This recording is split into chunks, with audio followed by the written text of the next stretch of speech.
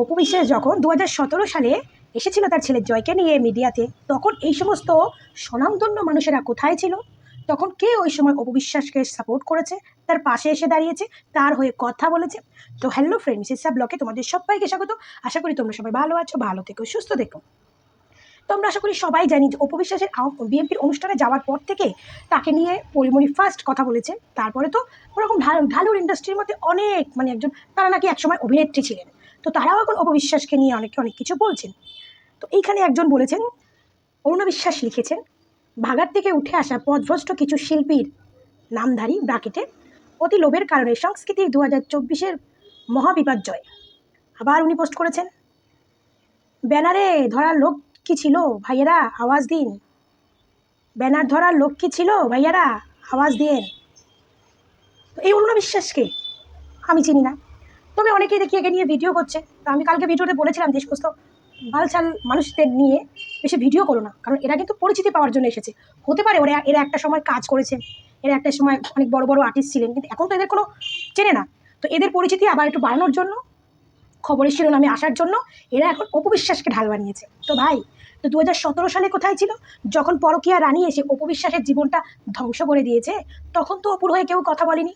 বলেছে কি যে সাকিবের এটা অন্যায় হয়েছে, অপুর সঙ্গে এটা করা উচিত হয়নি, কারণ সাকিব অপু আজকে এই জায়গায় এসেছে, সাকিবের অনেক সাপোর্ট অপু বিশ্বাসের জন্য যায়। তখন তো কেউ আসেনি, কারণ তখন তো অপু বিশ্বাস বিপদে ছিল, তাই অপু বিশ্বাসের পেছনে এসে কেউ দাঁড়ায়নি। এখন তো অপু বিশ্বাস বাংলাদেশে একটা ব্র্যান্ড হয়ে গেছে। এখন সাকিবের বিপরীতে যদি কাউকে সেলিব্রিটি বা স্টার হিসাবে ধরা যায়, সেটা হচ্ছে অপু বিশ্বাস। তো চলো ভাই, এখন যেহেতু অপু বিশ্বাস তার একটা লোকে বলে নেগেটিভ পয়েন্ট, এইটাকে নিয়ে একটু আলোচনার মধ্যে আমিও আসি। তো এই সমস্ত দু পয়সার স্বনামধন্য লোকেদের, সেলিব্রিটিদের বলি, তোমাদের তো দু পয়সার দাম নেই, তার জন্য তোমাদের মানুষ চেনে না। তো যখন এতই এখন তোমার অপুর খারাপ ভালো নিয়ে যখন কথা বলতে এসেছো, তাহলে 17 সালে কোথায় ছিলে? ছিলে 17 সালে যখন অপু বিশ্বাসের জীবনটাই পরকীয়া রানী ধ্বংস করে দিয়েছে, তখন কি করছিলে? কেউ তো আওয়াজ তোলোনি, যে একটা স্ত্রী থাকা সত্ত্বেও আর একটা পরকীয়া করা সাকিবের উচিত না, কেউ তোলোনি। এমনকি যখন 17 সালে অপু বিশ্বাস তার সংসার যখন নষ্ট হয়ে যাচ্ছে, তার সংসার বাঁচানোর জন্য সে তখন স্বনামধন্য নায়িকা শাবানা, সে নাকি বিশাল মহানায়িকার মধ্যে পড়ে, বিশাল মহানায়িকা, সে শাবানার বাড়িতে গেছিলেন। শাবানা ম্যাডাম দোতলার উপর থেকে উঁকি মেরে দেখলো যে অপু বিশ্বাস আর তার ছেলে দাঁড়িয়ে আছে বাইরে গাড়ি নিয়ে। সে তার দারোয়ানকে বললো, বলে দিন আমি বাড়িতে নেই, সে তো মহান নায়িকা। তার অপু বিশ্বাস বাদ দিন, তার ওই বাচ্চাটার প্রতি কি একটু মায়া দয়া হয়নি? অপু বিশ্বাস কেন গেছিল সেটা তো তার জিজ্ঞেস করা উচিত ছিল, যে অপু কেন এসেছে তার দুধের বাচ্চাটাকে নিয়ে।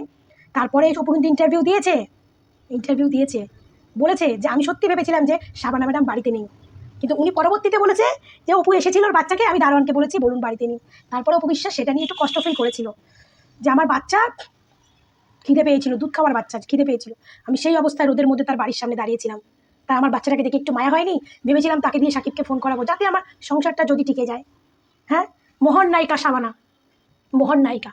এরা এদের নায়িকা বলে? এদের কোনো লেভেল আছে? যে সমস্ত যারা নিজেকে মহান ব্যক্তি মনে করেন না, তারা যারা সত্যিটাকে নিয়ে কথা বলতে পারেন না, তাদের বালবুলে মহান কেউ বলে না। আমি তো বলি না, বালবুলেও তাদের দাম দিই না। তো সেই মহান ব্যক্তি শাবানা 17 সালে এই করেছে। তারপরে শাকিব খান অপু বিশ্বাসের সিনেমায় ডিপজল, মিশা সওদাগর ভিলেনের চরিত্রে কাজ করেছে প্রচুর সিনেমায়। শাকিব অপুর যে 78টা না কটা সিনেমা, প্রচুর সিনেমায় ওই ডিপজল আর মিশা সওদাগর কাজ করেছে। এরা কত বড় বেইমান জাত, একটা ইন্টারভিউতে ডিপজল বলেছিল যে আমি অপু বিশ্বাসের একটা শুটিং দেখি, তার শুটিং হচ্ছিল, অপুর শুটিং হচ্ছিল, অপু বিশ্বাস এক শটে ওকে করে দিল, তার জন্য আমি অপুকে ডাকলাম, কি নাম, তারপরে বললাম কালকে আমার অফিসে এসো, তোমার শুটিংয়ের ড্রেসের মাপ দেওয়া নেবে নাকি বললো। আবার ওই ডিপজল পরের একটা ইন্টারভিউতে বলে যে শাকিব খান যদি না নিত তাহলে অপু বিশ্বাস নাকি কাজের মেয়ের হওয়ারও যোগ্যতা ছিল না।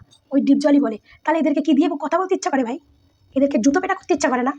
মিশা সওদাগর অপু বিশ্বাসের অনেক সিনেমায় তার দাদার চরিত্রে কাজ করেছে, অনেক ভিলেনের চরিত্রে অনেকভাবে কাজ করেছে। সেই বেটায় বলে যে অপুর থেকে বুবলির সিনেমা অভিনয় ইয়েটা অনেক ভালো। তাহলে বুঝতে পারছেন কত বড় বেইমান যা, বুঝতে পেরেছেন? অপুর বিপদের দিনে একটা লোকও কিন্তু মুখ খোলেনি। আমি মানছি যে অপু বিশ্বাসের হয়তো অভিনয়টা একটু খারাপ, অভিনয় আমি মানছি অপু বিশ্বাসের অভিনয় ভালো ছিল না, অভিনয় খারাপ ছিল। অভিনয় যখন খারাপ ছিল, তাহলে প্রত্যেকটা সিনেমায় দর্শক সুপার ডুপার হিট করে কি করে দিয়েছে দর্শককে সিনেমাগুলো? কি করে দিয়েছে? শুধু শাকিব খানের লেভেলেই চলে গেছে। তখন তো শাকিব খান তো হাইফাই কেউ ছিল না, স্টার ছিল না, মেগা স্টার ছিল না, একটা সাধারণ নর্মাল নায়ক ছিল। তো কী করে সে মেগাস্টার হলো? তখন কাজ করে। আর এই সমস্ত চুনোপুটি দু পয়সার আর্টিস্টরা বলে এখন অপুকে নিয়ে কথা বলতে আসে। চুনোপুটি আর্টিস্টরা অপুকে নিয়ে করতে আসে।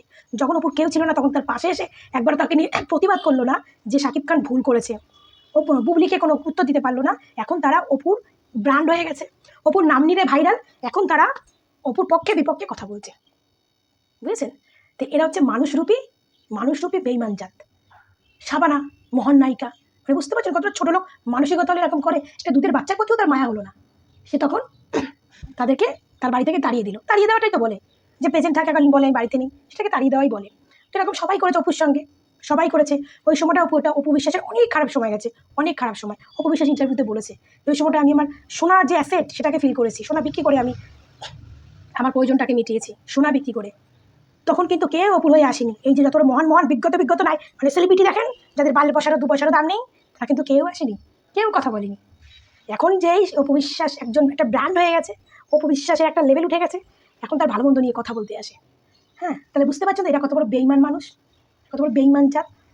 ইন্ডাস্ট্রিটা যদি সেরকম ভালো লোক থাকতো, তাহলে যখন ওই পরকীয়া রানী বুবলি এসেছিল না ইন্ডাস্ট্রিতে, যখন অপুর সংসারটা নষ্ট হয়ে গেছিলো, তখন যদি আজকে অপুর হয়ে 5টা সেলিব্রিটি নামতো, শাকিব তুমি এটা ঠিক করছো না, এটা করা উচিত না, এরকম করলে তুমি ইন্ডাস্ট্রিতে থাকতে পারবে না, শাকিব খান কোনোদিনও এগুলো করতে পারতো না। শাকিব খান তার ফ্যামিলির থেকে কিন্তু সেটা কেরিয়ারটাকে বেশি ভালোবাসে। শাকিব খান নিজের মা বাবা নিজের সন্তান থেকেও কিন্তু কেরিয়ারটাকে বেশি ভালোবাসে। তখন যদি সবাই অপুরও একটু প্রোটেক্ট করতো, তাহলে কিন্তু শাকিব খান এরকম কিচ্ছু করতে পারতো না, আর পরকীয়া রানীর এত পাট চুলকানি হতো না। তখন কেউ কথা বলতে আসেনি। এখন অপু বিশ্বাস কেন বিএনপিতে গেছে, এই তো পথচারী পথ ভুল করেছে, কেউ বলে পাবনায় যাও, কেউ বলে 6 মাস পরে 6 মাস এই করে 6 মাস এই করে, তোদের মতো নাংবাতার গিরি তো করে না, আর তোদের মতো লোকের কেচ্ছা নিয়ে চর্চাও করে না, বুঝেছিস? এক কথায় উত্তর দিলাম, তোদের মতো নাংবাতার নিয়েও কেউ কিছু করে না, অন্য বাটা নিয়ে গান মারা না, আর তোদের মতো লোকের কেচ্ছা নিয়ে ঘাটে না, যেটা করে নিজের ট্যালেন্টে করে, নিজের অকাদে করে, নিজের অস্তিত্ব দিয়ে করে, ঠিক আছে? বরঞ্চ তোদের পেটের ভাতি সে জোগাড় করে দেয়, বুঝেছিস? এই যে অরুণা বিশ্বাসকে বলি, তোরে তোরে আমি 2 পয়সার আর্টিস্ট বলছি, 2 পয়সার, তুই 2 পয়সার আর্টিস্ট। 17 সালে কোথায় গান মারাচ্ছিলিস, না অন্য বেটাকে নিয়ে শুয়েছিলিস? 17 সালে কোথায় ছিলিস তুই? হ্যাঁ, তখন অপুর পাশে তো কোনোদিনও তোকে দেখলাম না। এখন যে অপুর সুদিন আসছে, তখন অপুর হয়ে অপুর বিপক্ষে কথা বলছিস যাতে একটু মিডিয়াতে আসা যায়, তাই না? তোরা তখনও জুতোর বাড়ি খেয়ে মিডিয়া ছাড়া হয়েছিস, তোরা এখনও জুতোর বাড়ি খেয়ে মিডিয়া ছাড়া হবে। কারণ অপুর পেছনে না তোদের মতো ঢালুক ইন্ডাস্ট্রির কোনো সেলিব্রিটির দরকার নেই। অপুর যা ভক্ত আছে, অপু একাই 100, অপুর ভক্ত একাই 100। সেটা ইদানিং শাকিব খানও বুঝে গেছে যে অপুর ভক্ত লেভেল কতটা। যখন পরকীয়া রানীর সঙ্গে ছবি পোস্ট করেছে, তখন শাকিব খানও বুঝে গেছে যে অপুর লেভেল কতটা।